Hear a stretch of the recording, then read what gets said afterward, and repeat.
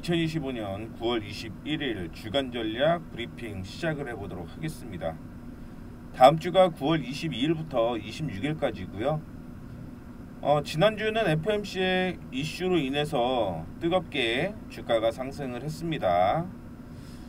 다음 주 확인을 해보게 되면 8월에 개인 소비 지출 가격 지수가 발표가 되는데 큰 이슈는 되지는 않을 것으로 보이고 있습니다만 여전히 지켜봐야 된다, 이렇게 얘기를 해 볼게요.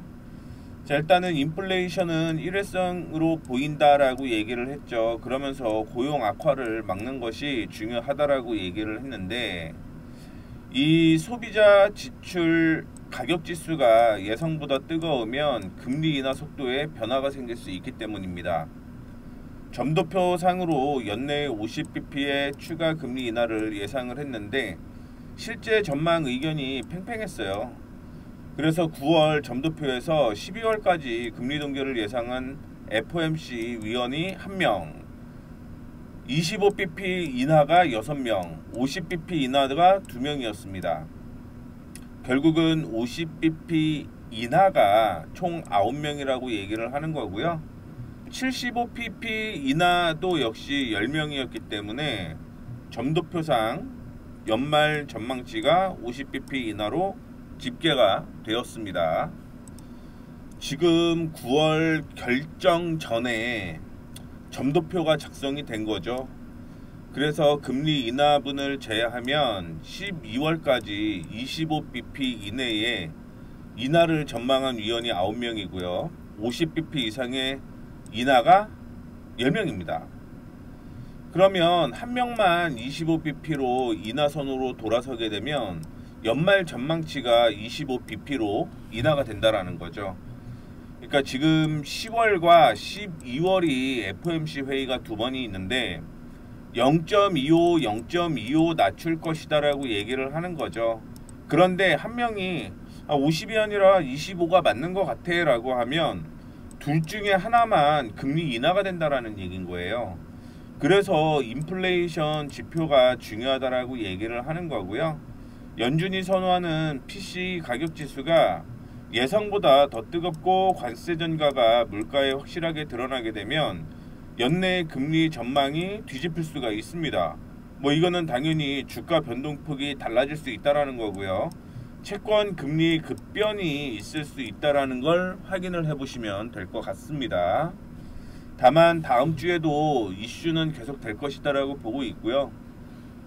그동안 금리를 결정하기 전에 연준 의사들의 발언이 없었는데 이 연준 발언들이 지금 어떻게 나올지를 확인을 해보셔야 될 것 같아요.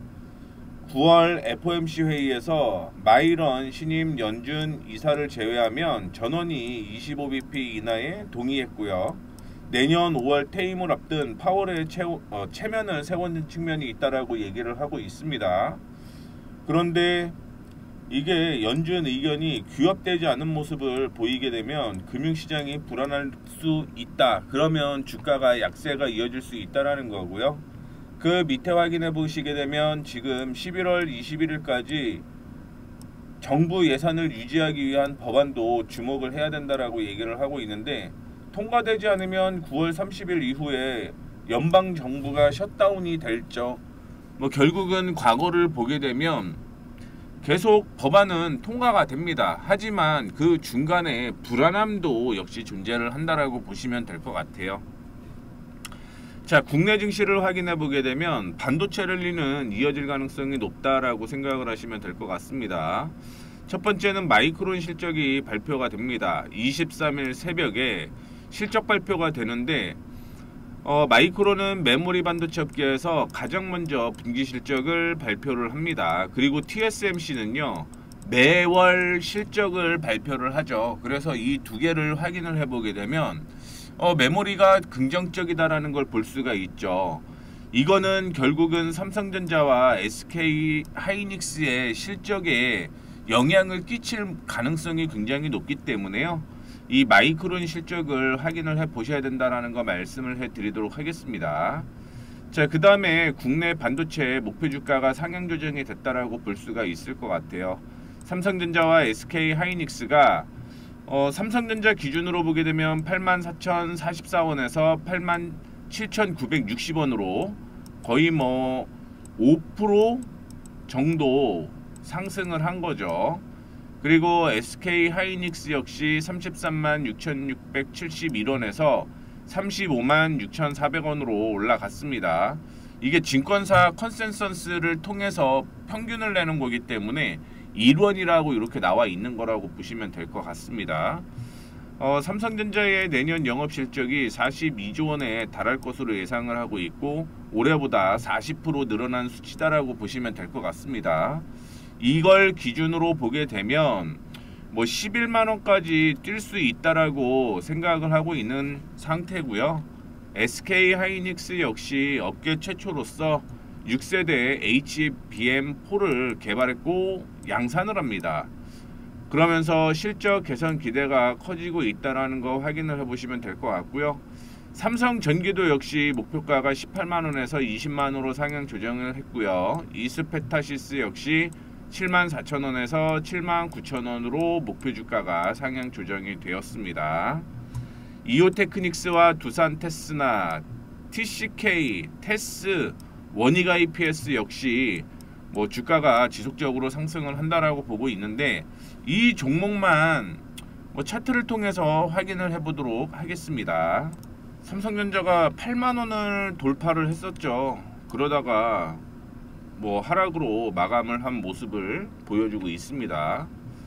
뭐 개인적으로 생각을 해보게 되면 이전에 고점 부근까지는 올 가능성이 있다라고 보고 있고요. 그 전에 86,000원 조정 가능성이 있다라고 생각을 하시면 될 것 같습니다. 지금 조정은 왜 조정이었냐? 이전에 지지와 저항으로 확인을 해보게 되면 단기 급등이 나온 영향도 있었다라고 생각을 하시면 될 것 같고요. 조정 부근까지 올라왔다라고 보시면 될 것 같습니다. 다만 제가 생각하는 건 앞서 말씀을 해드렸던 81,000원을 돌파를 하게 되면 86,000원대까지 상승 여력이 있다라고 생각을 하시면 될 것 같고요. 두 번째로는 SK하이닉스를 확인을 해보도록 하겠습니다. SK하이닉스 신고가가 지속적으로 이루어지고 있죠. 그렇기 때문에 SK하이닉스는 이탈가만 이탈하지 않으면 상승이 유지가 된다라고 생각을 하시면 될 것 같아요. 그 지지는 33만원 부근이다라고 보시면 될 것 같습니다. 다음으로 삼성전기를 확인을 해볼게요. 삼성전기는 개인적으로 생각을 하면 실적이 턴어라운드 되는 건 맞는데 이게 2021년과 2022년의 실적을 뛰어넘지는 못합니다. 그 점을 좀 참고해 주시면 좋을 것 같고요. 지금 기준으로 보게 되면 제가 생각하는 건 20만원 올라오게 되면 조정받을 가능성이 있다라는 거 참고를 해주시면 좋을 것 같습니다. 뭐 과거의 실적을 비교를 해봤을 때 밸류에이션이 다 적용이 안 됐다라고 가정을 하게 되면 지금 20만원은 적정한 가격이다라고 보고 있습니다. 사실 적정한 가격이라고 생각하기보다는 좀 비싸다, 저는 이렇게 생각을 해요. 앞서 말씀드렸던 대로 연간 실적 보게 되면 2021년이 지배주주로 8,900억이었고요. 그 다음에 2022년이 9,800억인데 이번에 6,000억이잖아요. 작년보다 좋지는 않습니다. 2020년의 실적과 비슷하다라고 보시면 될 것 같은데 주가는 지금 상당히 많이 올라온 거죠. 그렇기 때문에 뭐 언제든지 조정받을 가능성이 있다라는 거 염두를 해두시면서 매매하셔야 된다라는 거 말씀해 드리도록 하겠습니다. 다음으로는 이스페타시스를 한번 볼게요. 이스페타시스 보게 되면 뭐 주가가 우상향을 지속을 하고 있는 모습입니다. 이전에 고점으로 형성되었고 뭐 8월 달에 한번 출렁거림이 있었죠. 그리고 다시 한번 우상향하는 모습을 보여주고 있고요. 이 흐름대로만 생각을 하면 주가는 지지가 나오는 곳이 7만원대라고 생각을 하시면 될 것 같아요. 정확하게 한 71,000원 정도 지지가 형성되어 있는 거라고 보시면 될 것 같고요. 역사적 신고가를 지속적으로 이어가고 있는 모습이기 때문에 71,000원 손절가라는 거 참고해 주시면 좋을 것 같습니다. 그 다음에 코스닥으로 이오테크닉스, 두산테스나 TCK, 테스, 원익 IPS 이 종목들도 확인을 한번 해볼게요. 이오테크닉스도 지속적으로 상승을 하고 있는 모습 보여주고 있는데, 실적으로 확인해 보게 되면 이도 역시 이전의 고점을 돌파를 하지는 못한다라는 거 확인해 볼 수가 있을 것 같습니다. 다만 2026년의 실적이 미리 선반영이 되게 되면 이거는 신고가가 이어질 가능성이 있다라는 거 참고를 해 주셔야 될 것 같고요. 분기 실적은 3, 4분기 실적이 그렇게 좋지는 않을 것으로 확인되고 있습니다. 2025년 1분기부터 주가가 하락을 하는 모습을 보여주었는데, 지금 영업이익이 이 정도면 어떤 특별한 이벤트 없이 25억이었다라고 하면 3, 4분기도 실적이 떨어질 가능성이 있다라는 거 우리 확인해 볼 수가 있겠죠. 그러면 2026년까지 실적을 반영을 하게 되면 28만원은 돌파를 해야 된다라는 게 정상인 거고요. TCK를 확인해 보시게 되면 TCK도 역시 이전의 고점을 돌파를 하게 되면서 신고가가 형성이 되었습니다. 실적 체크해 보시게 되면은요, TCK의 연간 실적은 역시 2, 3분기를 2021년과 2022년을 뛰어넘지는 못한다라는 걸 확인을 해볼 수가 있을 것 같아요. 내년 반영이 됐다라고 하면 이 역시 신고가가 형성이 될 가능성이 있고요. 분기 실적은 3, 4분기가 턴어라운드 되는 모습이 연출이 되고 있습니다. 그래서 차트 확인해 보게 되면 TCK는 더 들고 가도 괜찮을 것 같아요. 21만원까지는 무리 없이 상승 여력이 있다라고 생각을 하고 있습니다. 저항 돌파를 했고요. 지금 보수적으로 본다라고 하면 15만원은 이탈을 하면 안 된다라는 거 얘기를 해 드리도록 하겠고요.